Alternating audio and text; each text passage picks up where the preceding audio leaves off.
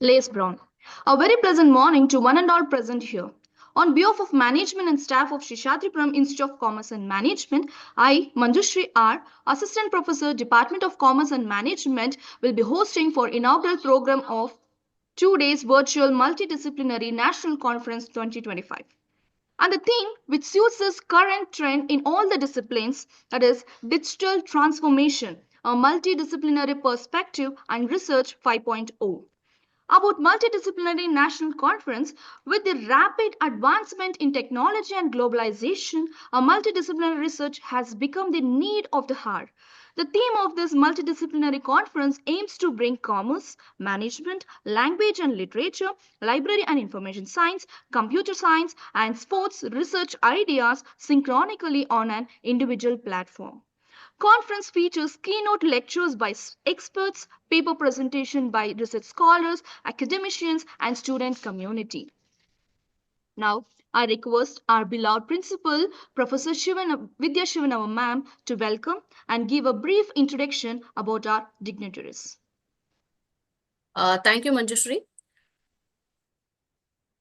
A happy and blissful morning to all who have joined us today for the inauguration of 2 days virtual multidisciplinary national conference ERUDITE 2025 organized by Seshadripuram Institute of Commerce and Management. It gives me immense pleasure in welcoming the eminent guests and eminent speakers for the inaugural program. First of all, I welcome Nadoja Dr. Udaipi Krishna, Honorary General Secretary, Seshadripuram Educational Trust.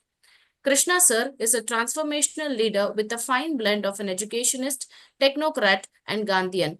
A techno-legal expert of high eminence, Krishna sir has been credited with international professional accolades, including prestigious fellowships of the Institution of Engineering and Technology of UK and World Academy of Productivity Science Canada. Top positions held by Dr. Krishna sir are President of Karnataka Gandhi Smaraka Nidhi, National President of Indian Institution of Production Engineers, and member of Karnataka State Disaster Management Authority in the rank of Minister of State. Sir has held key positions in national management of highly credible service organizations like the Indian Red Cross Society and Tuberculosis Association of India, which has pan-India presence. Government of Karnataka has honored Sir with State Award for Empowerment of Persons with Disabilities, State Youth Award for Youth and Community Services, State Rajyotsav Award for Social Service. Sir has been conferred with prestigious Nadoja Award, which is equivalent to honorary degree of Doctorate of Literature in Kannada by University of Hampi and honorary degree of Doctor of Letters by Bengaluru City University in recognition to his services to society. In recognition to his dedicated services to the nation, Krishna sir has been conferred with President's Gold Medal, the highest national award given for exceptional Red Cross humanitarian work by President of India. Sir, on behalf of Seshadripuram Institute of Commerce and Management, I extend a warm welcome to you and request you to preside over the program. I take this opportunity to welcome the guest for the day. It's my privilege to formally introduce the chief guest for the inaugural session, Dr. K.E. Sri Venkatanathan Sir. He is an esteemed scholar and assistant professor in Department of Nyaya and Vaishashik at Karnataka Sanskrit University, Bengaluru. With a distinguished academic career, he was awarded by prestigious Dr. S. Radhakrishnan postdoctoral fellowship by UGC and has been actively involved in Sanskrit education and research for over a decade. A recipient of multiple honors, Dr. Sri Venkatanathan was confirmed the title Veda Shastra Pravina by Veda Shastra Poshaka Sabha Sringeri Mutt. He is also a certified expert in Krishna Yajura Veda, recognized by the Pandit Parishad of Tirumala Tirupati Devasthanas and Sri Kanchi Mutt Kanchipuram. His academic excellence is further highlighted by his JRF net qualification and multiple silver medals in national level Sanskrit competitions. His contributions to Sanskrit scholarship include critical research in Nyaya Shastra, manuscripts editing, and serving as a question paper setter for UPSC and university examinations. He has edited keywords including Veda, Kanta, Kodara, and Tulika as part of Sri Ramanujacharya project under the Ministry of Culture. He has also undertaken a minor research project on Taraka Chudamani and is currently guiding students under the Indian Knowledge System scheme. Dr. Venkatanathan has presented research papers at numerous national and international seminars and has been a resource person for academic workshops and short-term courses under the Shastra Varidhi scheme. As a deputy director of postdoctoral section at Karnataka Sanskrit University, he plays a vital role in advancing research and scholarships in traditional Indian knowledge system. His linguistic proficiency spans Sanskrit, English, Hindi, Tamil, and Telugu with expertise in Grantha script and manuscript deciphering. His unwavering dedication to Sanskrit research, education, and preservation continues to enrich the field of Indian philosophical studies. Sir, on behalf of Sheshadripuram Educational Trust and Sheshadripuram Institute of Commerce and Management, I extend a warm welcome to you. It gives me immense pleasure to introduce and welcome the keynote speaker for today's conference, Mr. Atul Philip, Chief Consultant and Founder at Buckle Consultant, an AI and tech consultancy with a wide presence in Dubai, Mangalore, and Bengaluru.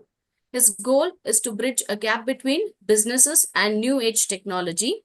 Sir have been a part of 45 plus projects creating various AI-based solutions across banking, insurance, FMCGs, and healthcare organizations. He has worked across multiple roles in AI and NLP space, ranging from NLP engineer, engineering manager, and product manager at leading conversational AI platforms across both India and UAE. He has managed multiple teams, including AI/ML, R&D teams, MLOPs teams, and software development teams. Sir, on behalf of Sheshadripuram Educational Trust and Sheshadripuram Institute of Commerce and Management, I extend a warm welcome to you. I extend a warm welcome to the resource persons, Dr. Shanbagavalli, Dr. Neha Kausar, Professor Chaitanya Grace, Dr. Nagraj Talgatpura, Dr. Vinay Kumar Yadav sir, Dr. N.S. Suresh, Professor Veena, Dr. Himavati, and Professor Sharavanan sir to the program. I extend a warm welcome to all the trustees of Sheshadripuram Educational Trust, office bearers, members. I also welcome the principals of Sheshadripuram sister institutions. I extend a warm welcome to the organizing secretaries of the conference, Dilip Kumar Yadav sir, Punita ma'am, Boneshwari ma'am, Kavita ma'am, Asha ma'am, and Rupa ma'am, and Captain R. Chikkaranga Swami sir. Special welcome to the conveners of the conference, Assistant Professor Manjushri ma'am and Assistant Professor Suresha B sir, the technical team, Professor Shilpa Shri, and computer programmer Dilip Kumar. A warm and inclusive welcome to all the faculty members of Sheshadripuram Institute of Commerce and Management, academicians, research scholars, faculty members from other institutions, and my dear students. Welcome to one and all. Have a good day. Thank you, ma'am. Indeed, on behalf of management, staff, and conference team, I welcome you for the inaugural program, ma'am. Thank you, ma'am. With all due respect, I request our chief guest, Dr. K.E. Sri Venkatanathan sir, Assistant Professor, Department of Nyaya and Vaisheshika and Deputy Director, Research Wing of Karnataka Sanskrit University, Bengaluru, to share your valuable thoughts, sir. Over to you, sir. Please share your thoughts. Thank you. Am I audible? Yes, yes. Yes, sir. Thank you. Lakshminath Samarambham, Nathayamana Madhyamam, Asmadacharya Pariyantam, Vande Guru Paramparam. Ladies and gentlemen, esteemed faculty, distinguished guests, Mr. Atul Philip sir, keynote speaker for today's conference, Dr. P. Krishna sir, Honorary General Secretary, Sheshadripuram Educational Trust, Professor K.P. Narasimhamurthy Avare, Chairman, Governing Council, Professor Vidya Shivannavar, Principal, and most importantly, the bright minds of our future, our students. It is indeed a great honor to assemble before you today as the chief guest of this prestigious virtual conference, Erudite 2025, hosted by the Sheshadri Institute of Commerce and Management. As we gather here, albeit in a virtual environment, we are reminded that distance is merely a formality and our shared quest for knowledge transcends beyond physical boundaries. There is a saying in Sanskrit, Durasthopi adurasthaha, yo yasya hridaye sthitaha, adurasthopi durasthaha, yo yasya hridaye asthitaha. A person can be far away, but if he is in his heart, he is very nearer to him. But if a person is very nearer to him, still if he isn't in his heart, then he will be considered far away from him. Allow me to begin by offering my heartfelt congratulations to the Sheshadri Institute for organizing this multidisciplinary conference. In a world that is becoming increasingly interconnected, the ability to bring diverse fields of study together is more vital than ever. We find ourselves at a unique juncture in history where the challenges we face, whether they are social, environmental, or economic, demand innovative thinking and collaborative solutions. As we embark on these 2 days of learning and discovery, let us take a moment to contemplate the very essence of knowledge and education. At its core, knowledge is not merely a collection of facts or data. It is the key to understanding our world and enriching our lives. Education is not just the acquisition of information, it is the transformative process that shapes our thoughts, actions, and aspirations. It empowers us to not only imagine a better future, but to actively work towards it. As I reflect on the theme of this conference, I am reminded of the importance of multidisciplinary approaches in addressing complex challenges. In today's world, the issue we encounter are rarely confined to a single discipline. Whether we talk about climate change, public health, technological advancement, or social justice, we must draw on insights from various fields to craft comprehensive solutions. This is the beauty of our gathering today, a place where economics meets technology, where sociology connects with the environmental science, and where innovation flourishes through collaboration. Let us acknowledge the role of technology in shaping our education and professional landscapes. The rapid achievements in technology have created a new realm of possibilities and opportunities for us all. As we navigate through the sessions over the next 2 days, I encourage each of you to think critically about how we can leverage these advancements to drive positive change in our communities and beyond. Remember, technology is in itself a tool. It is our responsibility to wield it wisely, ethically, and inclusively. Friends, as we reflect on the future, let us not forget the critical importance of integrity and empathy in our pursuits. Success is not solely determined by how much we achieve, but rather by the impact we make on others and the relationships we foster along the way. In your endeavors, whether in academia, business, or community service, strive to be not just leaders, but also compassionate stewards of your communities. As we gather here in this digital age, bursting with innovation, let us first take a moment to reflect on what artificial intelligence means to us. AI is not just about machines performing tasks, it is about creating systems that can learn, grow, and sometimes even inspire us. Think about it. Every time we use voice assistants like Siri or Alexa, or when we receive personalized recommendations on streaming platforms, we are engaging with AI in ways that have become part of our daily lives. Friends, as I come from the field of Sanskrit, would like to throw some light on the importance of NLP and Sanskrit, NLP in Sanskrit.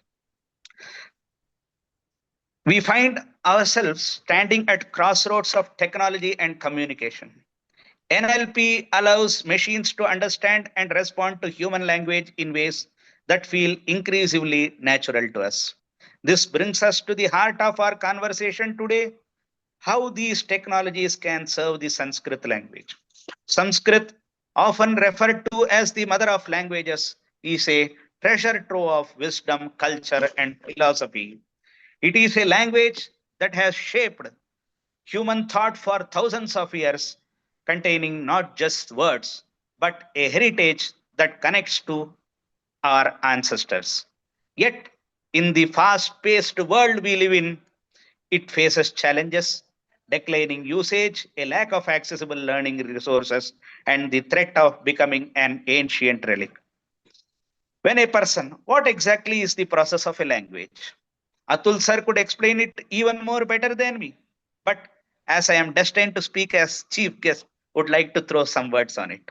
When a person wants to give an expression to his idea as a speaker, he utters some words. The words, which are perceived by some other person, express the idea of the speaker. Normally, an idea which is chosen for expression will be an event in which some action is the central element and the concrete things, natural or imaginary, which cooperate in fulfilling the action, are the other elements connected with central element. Normally, in a sentence, the central element, that is action or process, is expressed by the verb or verbal noun, and the other elements are expressed by nouns. So the meaning of the sentence means the relation between action and actors, that is concrete things. The concrete things that are involved in the action are called karakas, which are nothing but actors or doers. The relationship between each individual and each action are quite different, and it is impossible to list out the relations or to describe them in a full swing. So taking a common factor in utterance and involvement in action into consideration, the relation between the actors and action are categorized into 6 types, which are known as 6 karaka relations: karta, karma, karana, sampradana, apadana, and adhikarana. The karta, karma, etc. are codes for a group of relations which are being cognized by some factors in sentences. So the karta, though they are treated as meanings of some phonetic units, are not real semantic relations, but are only indicators of some group of relations. The particular relation will be cognized by inference. For example, when I say the city is growing fast, the boy is reading a book. In the above sentences, city, boy as kartas act as kartas as per Paninian theory. But the relations are quite different from each other. Even then, they are called as kartas due to some common factors, that is, the arrangement with the verb, active form of the verb, etc. So, this is an established fact that different relations are grouped as one and named as karta. To generate a sentence from an idea, Panini introduces 4 steps. Number 1, actual meaning or idea, assignment of karaka relations, assignment of vibhaktis, and actual phonetic expression. To come from the first to fourth stage and vice versa, Panini introduces 2 intermediate stages which are quite imaginary. In Paninian theory, the whole generation process is based on karaka structure. So this Karaka theory is the heart of the Indian traditional grammar formalisms. Furthermore, as you engage with your peers and experts during this conference, I urge you to embrace the spirit of curiosity. Ask questions, challenge assumptions, and dare to think differently. The most profound discoveries often emerge from a willingness to explore the unknown and to learn from diverse perspectives. Each one of you here today is a part of a larger conversation. Your ideas, contributions, and insights are invaluable to the collective knowledge we aspire to build. In closing, I wish to leave you with a thought, a quote by Albert Einstein that resonates deeply with the ethos of our gathering today. He said, "Intellectual growth should commence at birth and cease only at death." Let's commit ourselves to lifelong learning, to nurturing our desires to inquire, and to inspiring others on this enriching journey. Thank you once again for your warm welcome and invitation. May this conference be a source of inspiration, learning, and collaboration for us all. Thank you, one and all. Thank you, sir. Thank you for your inspirational words and blessings for the day, sir. Now, I request Mr. Atul Philip, sir, Chief Consultant and Founder, Buckle Consult, and AI and Tech Consultancy, to deliver keynote address, sir. Over to you, sir. Thank you. Firstly, thank you, Mr. Venkatnathan sir, for such a inspirational inaugural address, and thank you for Shishadripuram Institute of Commerce and Management and Professor Vidya for inviting me for this. Uh, it's Erudite to 2025 is it's a very inspirational and a good motive for a multidisciplinary conference. And I'm here today to talk about how AI is going to affect throughout the impact the sub themes and themes of the conference. Right. So let me just share my screen and get started. Yes. So, a lot of us must have already heard a lot about AI. It's probably the most popular word in the world right now. And a lot of us must be thinking that, okay, ever since ChatGPT came in 2022, that's when AI started, and that's the whole journey of AI. But I think it's better for us to peek back into the history and the origins so that we really understand what the AI community is actually doing and how it is actually impacting not only the technical industry or the technological landscape, but all industries across the world. Um,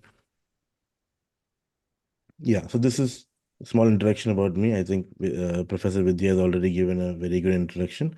This is uh, this is a real humanoid robot called Sophia, and I know a lot of you must be thinking that this is a real person, but this is not a real person.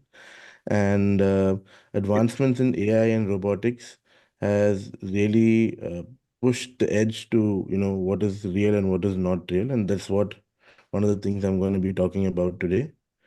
This The word AI was actually used in 1955 at a conference in New Hampshire in the US. And basically, 10 scholars, they wanted to dedicate their full summer vacation to creating a machine that uses normal human language and to solve problems that only humans can solve. So that was their definition of what they want artificial intelligence to be. And this is the first occurrence or instance where the word artificial intelligence was mentioned. So to date, it is exactly 70 years since this word was first mentioned.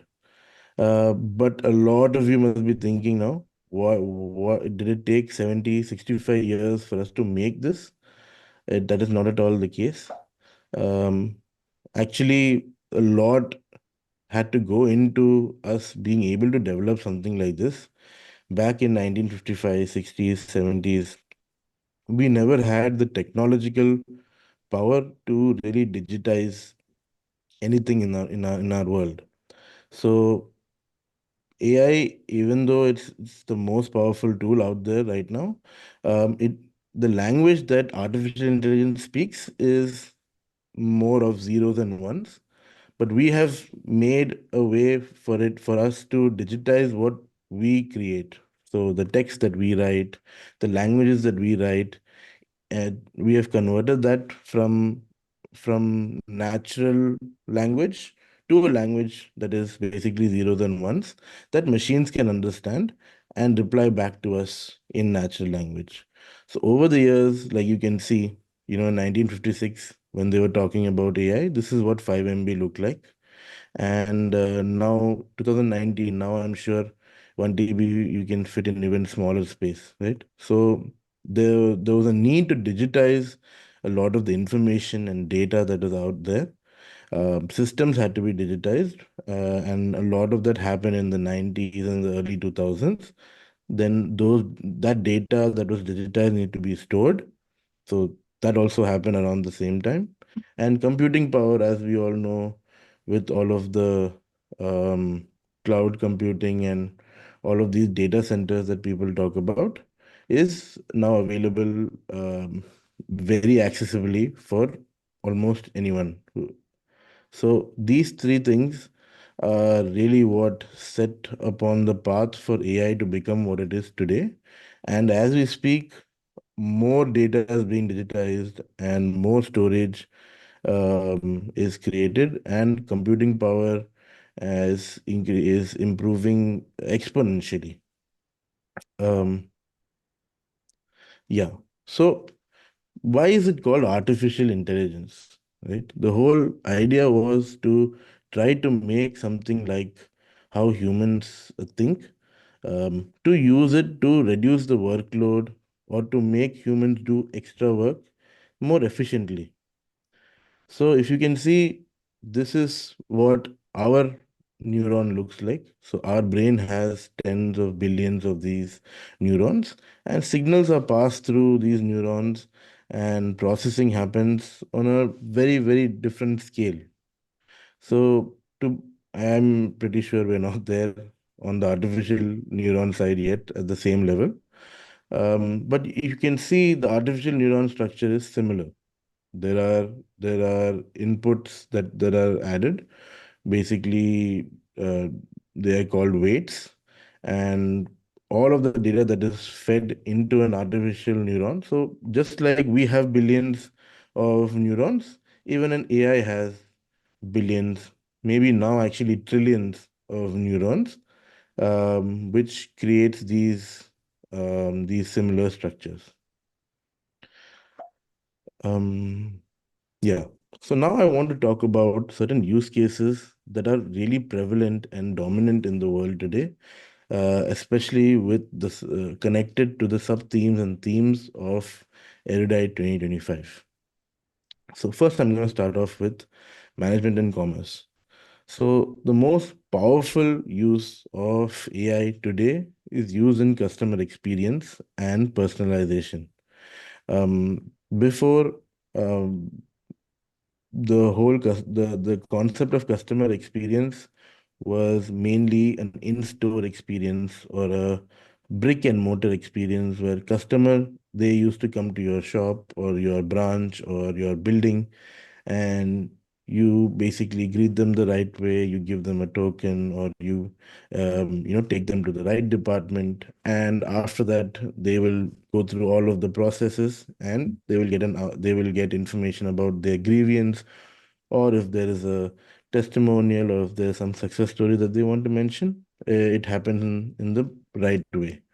But with the advent of all of the digital technologies today, mobile phones, regular even telephones, right? Applications, and even messaging like SMS, WhatsApp, right? So this happened only majorly in the last 25, 30 years. And that has completely changed the need for customer experience. So the further away uh, the customer is from your establishment, the higher the need to make the customer feel that they are, um, that they are a valued and integral part of the business. So how do we do this? When you go to a retail outlet, they know you by name. There are expressions, there are certain words and personalized, structural conversations that either a branch manager or retail manager or an outlet manager uses. So, and that has to change from context to context. So today, using AI and using the rich data available for all of the customers' past purchases and past engagements with the business, AI is able to mimic something similar to that, so that at scale, regardless of the channel, customers feel that, okay, this is a business that knows more about me and is close to me, and I would prefer this as my first choice for this particular service or product. So this is a wonderful use case, and this has been the concept of AI has been used here for at least 8 to 10 years, and one of the earliest use cases for improving customer experience was to involve AI, whether it has to be a call center or whether it has to be just a feedback form. It could be anything. Um, Yes. One of the other very, very important use cases and where people actually use AI is in banking and in fintech ecosystems. So unfortunately, with the amount of um, hacking and possible frauds that happen in the banking and financial systems, it is always not possible for us to put rules the right way to prevent these frauds. So AI can learn from old events and can also predict what kind of new events are possible to highlight to the right authorities and the right people whether a fraud is going to take place or whether it is a suspected fraud that is happening. And over the years, with the involvement of AI, the fraud rates have actually gone down from 12, 10% at one point, actually, all the way down to single digit, maybe 4, 5%, right? So there is definitely a big push for using advanced technologies in fraud detection, as it is directly linked to a lot of monetary and emotional loss as well. Um, another last use case I would like to touch upon uh, on this slide is on auditing and accounting. So auditing and accounting basically is a very tedious process involving multiple documents, multiple context statements, and a lot of data. So traditionally, um, the whole process of auditing and accounting took place in multiple phases with the gathering of documents and invoices and receipts. But today, just like um, all of our other services and all of our other industries, a lot of these are also digital. You have massive CRMs and ERPs that are starting to use AI, where they will prepare a pre-audit uh, data set for you. So based on all of your last 1 year's invoices and all of your transactions, AI knows things like what are your accounting rules, what is your auditing, what is your financial year, and more details similar to what an auditor or an accountant would do, right? And this really cuts the timeline to get an audit out and improves the accuracy also. You don't miss out on things. Most audits and accounting is done on samples, and this will help either increase that sample size, or if the computation allows, even use 100% of the data available and verify. Um, yes. Coming to other parts of management and commerce, recruitment is a it's a tedious task, and it's also one of the most critical roles inside any organization, because people are, end of the day, what drive a business, and technology is just a tool. But there are multiple ways where artificial intelligence can help us keep the people who are with us and get the right people for to join us in the future as well. So a very similar tool that even we use is AI powered recruitment tools. So today, the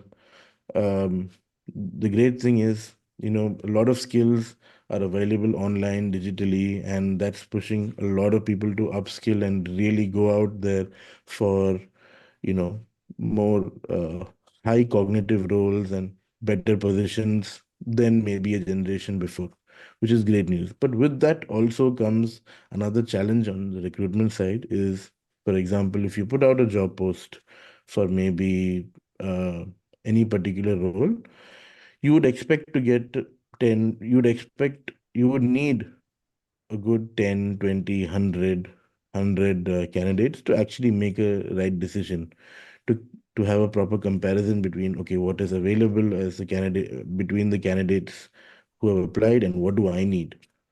But with today's access to skill, the other flip side is that mostly you will get thousands of candidates. Not to say that, you know, they all may be good or they all may be right, not right for the role. But using AI, so the benefit of using AI is it works 24/7 and it does not tire, right? So end of the day, it's a machine. So a lot of recruitment teams are using pre-screening interviews where the artificial intelligence agent takes the resume and the job description and takes sort of a mini interview and rates the candidate before sorting all of the candidates into a list, and the recruitment manager or the hiring manager finally filters out what they like the most, whoever they prefer for that role the most, and then go ahead with the final round. So this really cuts short the time, and it also improves the experience of recruiting new people. Um, Today, it's easy for anyone with the access of tools like ChatGPT to create a wonderful resume. All you have to do is put your old resume and tell it to make it look better and add some details, right? So after a while, unfortunately, a lot of the resumes end up looking the same. But through pre-interview screenings, what we can actually tell the aptitude and the kind of confidence and the intent of somebody really joining this role, which is end of the day one of the most important things. Along with recruitment, of course, once you hire somebody, you need to really keep your talent in your company because, I mean, after all of, I mean, business grows along with the people, and engaging the talent the right way is something very critical. So today, a lot of softwares that which talent engagement softwares. For example, if you join as a junior resource and there is a proper path for you, junior, mid-level, senior, vice president, director.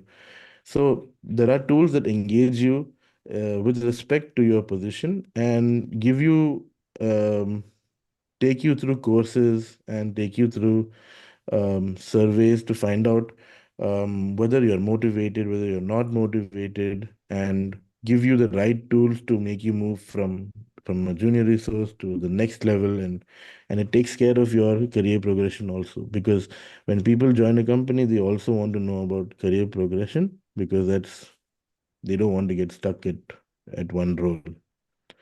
Um, yeah, other than that, there are so many other use cases. There are analytics agents today where you can actually, before the concept of business intelligence was to use data to get insights, today AI can do those insights as well. I mean, do those actions on those insights as well. So it can automatically connect to your mailing system and send a mail. I mean, we've already talked about Siri and Alexa doing this and doing that. Switch on the light, switch on the music. Similarly, in a business setting, AI and agents are becoming more popular because of access to a lot of data and the kind of infrastructure that's available today. And lastly, a very, very important use case especially in a very rich and diverse country like India, is supply chain management. The roads, the locations, everywhere is different, and um, there is a need for optimizing such things because, again, sustainability is one of the themes at Erudite as well. And why is sustainability important? Because we need to grow without harming the environment around us. And optimizing the supply chain does not only mean optimizing it for money, it also means optimizing it to use less fossil fuels, maybe optimizing it to reduce stress on delivery agents. So there are a lot of sustainable use cases that go along with supply chain, and AI helps us manage that. So in India, all across the nation, um, delivery and last mile and mid-mile delivery is a huge challenge because of multiple reasons: crossing state borders, quality of the road, and even the amount of actual addresses in a dense location, right? But when you connect AI to services like GPS services and back to your ERP or your CRM, AI can actually give you the most optimal path for you to use the least fuel, for you to reach on time, and um, distribute the load across delivery partners, so that it's a win-win for everybody. And yeah, so this would conclude the use cases for management and commerce. There are a lot of other use cases on computer applications and IT as well. Document management is something that every industry would need. Today, more and more documents are sent on WhatsApp, and then they're sent on emails. People are signing documents online. But just before, we used to have huge cabinets and huge folders labeled, in our offices. But today, they could be anywhere, in any folder, anywhere in anybody's laptop or desktop or inside some server. But ordering this and giving access to the right people for the right documents is also something that is very important. Just like you have a library, right, in an institute, that way the documents for your business need to be sorted and filed in the right way, regardless of whether it is digital or physical. So AI manages this really well. And on top of that, it would also give you a summary of what is present in the document, and you would easily be able to retrieve the right document at the right time. Another popular use case is using an AI assistant for coding and software development. Um, Already, the software development and coding um, ecosystem, they are quick to adopt new tools. And one of the largest companies today is called Cursor, and in AI, and they're only about 5 or 6 months old, and they have 100 million users already. So coding and software development is something that is seen as a very, very high cognitive task. Using an AI assistant still keeps it a very high level, high cognition task. But what it does is it helps prevent burnout, it helps quicker go to market, and also helps you ship code faster, considering that the person using the AI assistant also knows the output of the code. Sorry. Last thing that I want to talk about is knowledge base creation and management of the knowledge bases. Similar to AI powered document management, AI today can be trained to know what data to give when and to whom. And this would help companies segregate the information based on hierarchy, based on need, and more efficiently. Um, so one trend I'd like to talk about, which is currently the hottest and most important topic across the AI community, is agentic AI. So I hope you can see my screen and the entire graph. So an AI agent is basically someone that does a particular task in an efficient way. So we are the user. This is the AI agent. So think of it as a pseudo person, not a real person, but an AI agent, but with access to multiple different tools and data sources. So we can divide the capabilities of an AI agent into perception, cognition, and action. So when I say perception, it is basically understanding something. So when someone comes to us and with a problem or something that we have to do or a deliverable, they come to us with either a PDF or some email or just a voice text, or just they will come and tell us that, okay, we need to do ABC. How do we do it? Right. But with the advent of digitization, um, this data can come from cameras, from emails as text, from audio recordings, from multiple sensors across factories. And this is something that the AI understands similar to a human because it has already been trained on understanding something like that. And based on this information, it understands what decision to make. So the end goal is, so data is information. The next step is to make decisions on it. So what is my next step? What do I go left? Do I go right? Do I um, do I focus on a particular problem? So that today also AI is able to do with past memory and past with data that relating to similar situations. And this memory could be a previous instance where this occurred.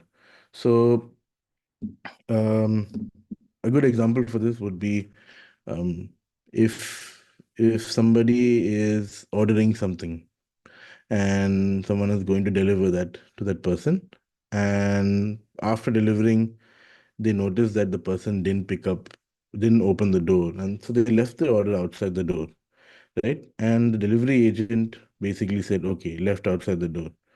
So with all of this past data, we could actually find out the preference of that user, of that person, that okay, after at a particular time in a particular day, depending on certain conditions, maybe raining, not raining, holiday time, right?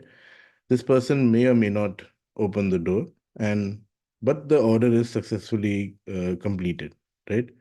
So this could help a more the delivery partner to maybe not call or ring the bell, or disturb the customer, and they would know what is the right time to leave the parcel, and they may even know which time of the day to go so that they would be able to make a successful delivery.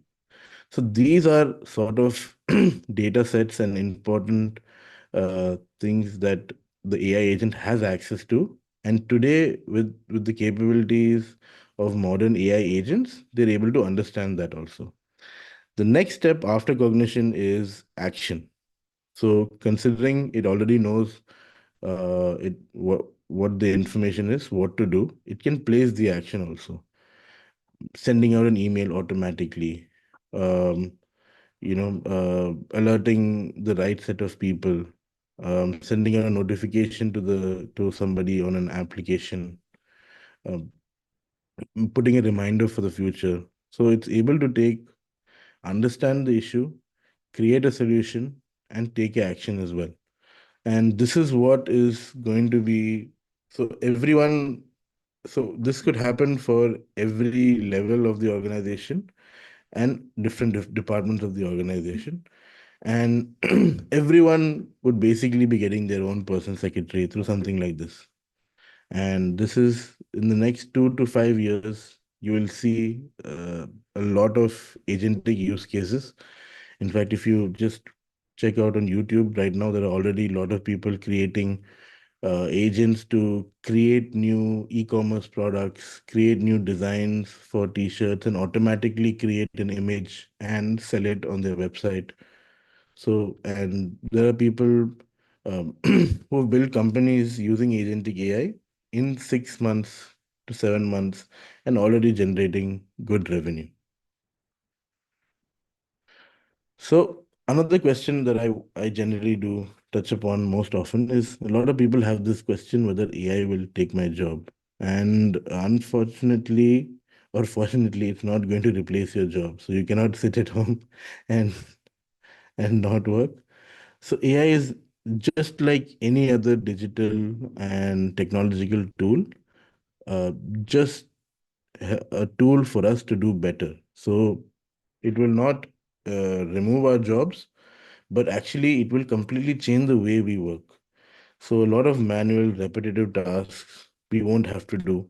We will save a lot of time, and one individual can do much more work using AI than they used to before. So if something can take you 1 week, you can do that same thing in a day or 2 days, allowing the business on a whole to do a lot more in the same time, and also allowing the individual on a whole to actually learn and grow on the technical side and not have to worry about redundant tasks. Another thing is that businesses and people that leverage AI will outperform their competitors. When AI started in 2022, using AI software was a little expensive, because at that time the computation was not as cheap. But now, ever since to 2022 September, I think, when ChatGPT itself released, the models that are coming out are much, much, much better. But the cost associated with all of this is much, much lesser, almost 10% of what it used to cost, and it'll only go down. So Jensen Huang, the CEO and founder of NVIDIA, we all must have heard of NVIDIA by now. He said that AI is not going to take your job, but the person who uses AI will take your job, because it is going to be a very critical skill for across industries, and it is learning AI is a must-have skill, regardless of what field you are in. Because today almost all fields are in a digital have been are either transformed already digitally or on the verge of getting transformed. Yeah. So just the last little bit. I know I've been talking for a long time, but the last little bit is on the future of AI. Right. Right now, we have, I would comfortably say we have achieved artificial narrow intelligence, which is ANI. That means there's one particular task that we can train the AI to do maybe even better than us, but it's just one task, right? What we are looking to move into is artificial general intelligence. So basically, not just one task. So if you can drive automatically, you should be able to solve homework problem also the same way. You should be able to make decisions about what to go to the market and buy also, and maybe even decide what bedtime story to tell to your children also at the same time, with one all in one, right? So that's artificial general intelligence. I would say we are on the way to achieving this, not there yet, but it is in it. I feel it will happen, and when it happens, we could do a lot more with AI than we can today. And the next goal is to be better than humans in many, many tasks, and this is called ASI. I don't know when we will achieve this, but when we do this, basically we could use AI for things that even we could not compute, like a lot of medical and mathematical and scientific discoveries could be made using AI itself, because there is a limitation to how much computation and cognition we as humans have, but machines can scale beyond. And this will help us in discover new materials, uh, solve big problems like climate change, and uh, make more sustainable processes across the world. And yeah, this is basically the next step after that would be putting AI into robotics. And as you already saw in the first slide, robots will allow for a lot more operations in our day-to-day life. And instead of just telling them to switch on the light or make decisions based on the data, they could actually go out, buy something, come back, or clean the fan or things like that. So this is where we are going to with embedding AI into robotics. And I think this is also something that in a couple of decades we will see prevalent in every household soon. Yeah, so thank you everyone for this opportunity, and this is just a bit of information about myself. And with this, I'd like to say that AI is something that has been in building over the years, but it's something that is useful to each and every one of us, and it will help spearhead us ahead of people who are not using it. And also personal growth is something that it could really provide everyone that chooses to use it for the right causes. So, thank you, and back to you, team. Thank you, sir. Thank you for your thoughts and ideas shared with us. Now, I request our respected Honorary General Secretary of Seshadripuram Educational Trust, Nadoja, Dr. Udepi Krishna, sir, to deliver presidential remarks. Over to you, sir. Dr. K.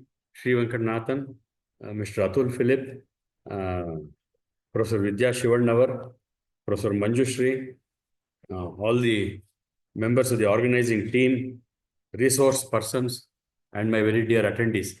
I would like to congratulate the college for having organized this 2 days virtual multidisciplinary national conference for the 5th time in succession, called ERUDITE-2025. I am very happy that this conference, is covering commerce, management, humanities, library and information science, sports, physical education, and computer science, and computer applications as well. And I'm told that, in all about 84 papers have been received from various faculties, the commerce and management, Kannada, English, Sanskrit, Hindi, computer science, library and information science, sports, etc., from Maharashtra, Kerala, and Tamil Nadu. And I'm very happy that Dr. K. Sri Venkatnathan, made it possible to inaugurate this program, and by being a chief guest at this inaugural session. And he told us, that technology is all pervading, and some of the walls dividing disciplines are slowly melting. And then today, the world is a highly interconnected world, and knowledge is the key to understand the ever-changing world. Not just information, but knowledge. And he, told us that we have to think critically to drive holistic solutions. And he emphasized on integrity and ethics, which is very much important, being not only in the business world, even into our daily life. And AI has become a part of our daily life. And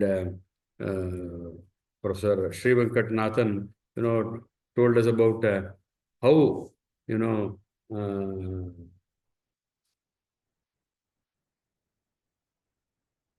grammar, helps in communicating ideas through sentences, and the importance of grammar.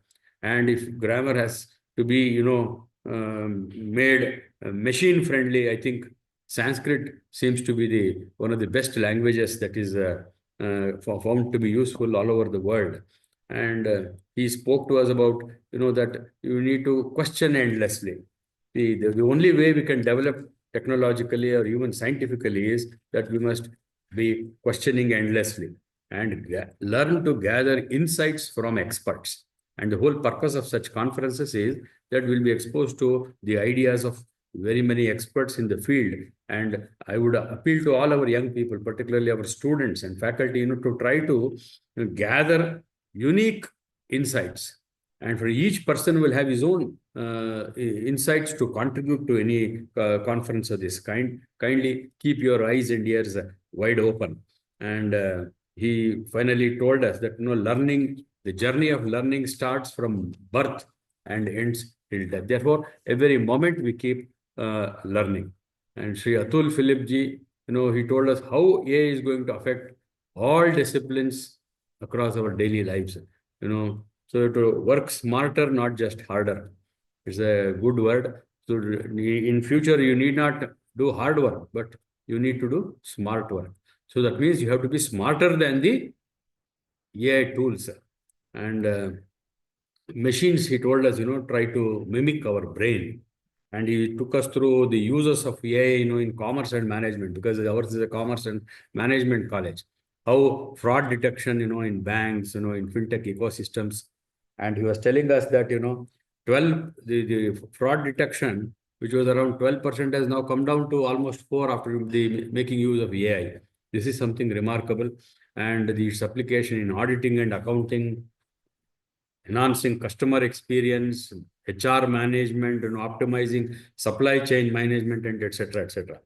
Personally, I also feel that the legal and medical field is going to be, is going to see change after the use of AI, because most of the case laws, they are all available on the net. Today data is, it is available extensively. Anything, the artificial intelligence will be able to answer. So legal and medical fields are next going to be seeing a secret change in the future.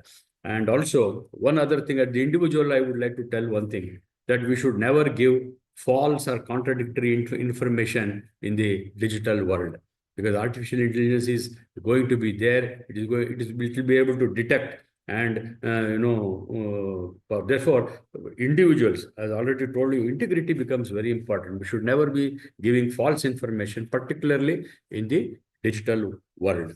And he spoke of continuous upskilling, keeping in mind sustainability, because sustainability is very important, because we should, whatever be the technology that is coming up, the changes that are coming up, we should never overload nature and our natural resources. And Sri Atul was speaking about traffic management in cities and how GPS, etc., is going to help. And in fact, document management also he was saying. And today, in Bangalore, you will see, the property management is being now they are trying to put AI into use. The whole idea is ultimately to reduce litigations and make the life of the common people, more comfortable. And he also spoke about the current trends in AI. So AI will not replace jobs, but people who use, AI will replace your job. Therefore, that the idea is that you should also become AI friendly and then start using it. And these tools only help us to do better, save time, and become more efficient. I'm very happy Sri Atulji has shared very valuable thoughts with us, because AI, as I know, is practically touching every aspect of our life. And all disciplines are now getting dissolved, and it is all becoming integrated. And in this multidisciplinary world, I think we need to have perspectives from all sectors. And if only we are able to develop this kind of a holistic approach to solutions, our lives will be much better. I thank Dr. Sri Venkatnathan and Dr. Mr. Atul Philip for their valuable contributions at this inaugural session. And I hope the resource persons who will be coming after these sessions will also be making rich contributions. And I hope all the participants will have a good takeaway from this conference. Thank you very much. I congratulate the principal and staff for the good work they have done. Thank you very much. Thank you, sir. Thank you for your inspirational words and encouragement as always. Now I request Assistant Professor Shilpa Shri MC ma'am to render vote of thanks. Over to you, ma'am.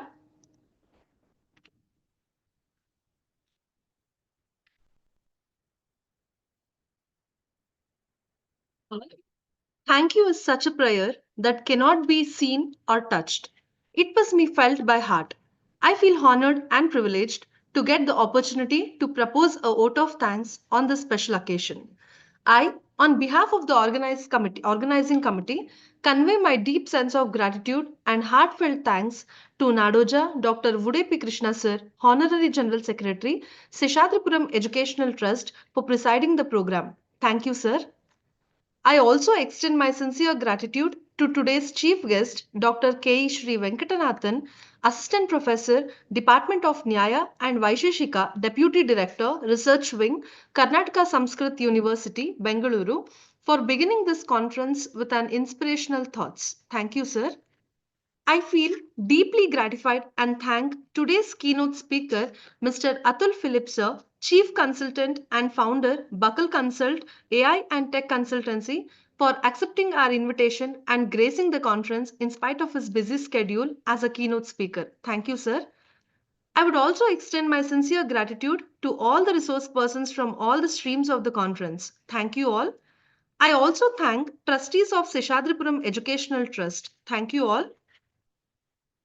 I would also extend my heartfelt thanks to our beloved principal, Professor Vidya Shivandar ma'am, for encouraging us to organize this 2 days multidisciplinary national conference. Thank you, ma'am.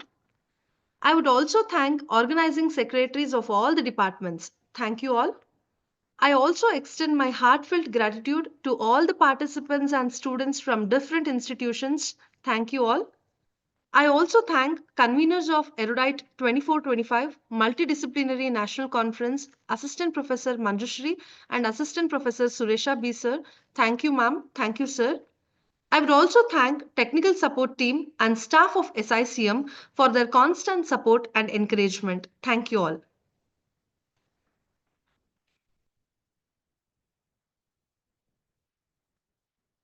Thank you all. Thank you for all your participations. So let's wind up for the inaugural program. And participants, requesting all the participants to be ready with your presentation at the informed timings. Thank you all. We'll end the I would call. like to take this opportunity to thank Venkatanathan sir. Sir, thank you so much for joining us. Atul sir, thank you. Thank you for giving your valuable insights on AI. Krishna sir, I thank you for joining us and presiding over the program, sir. Thank you one and all.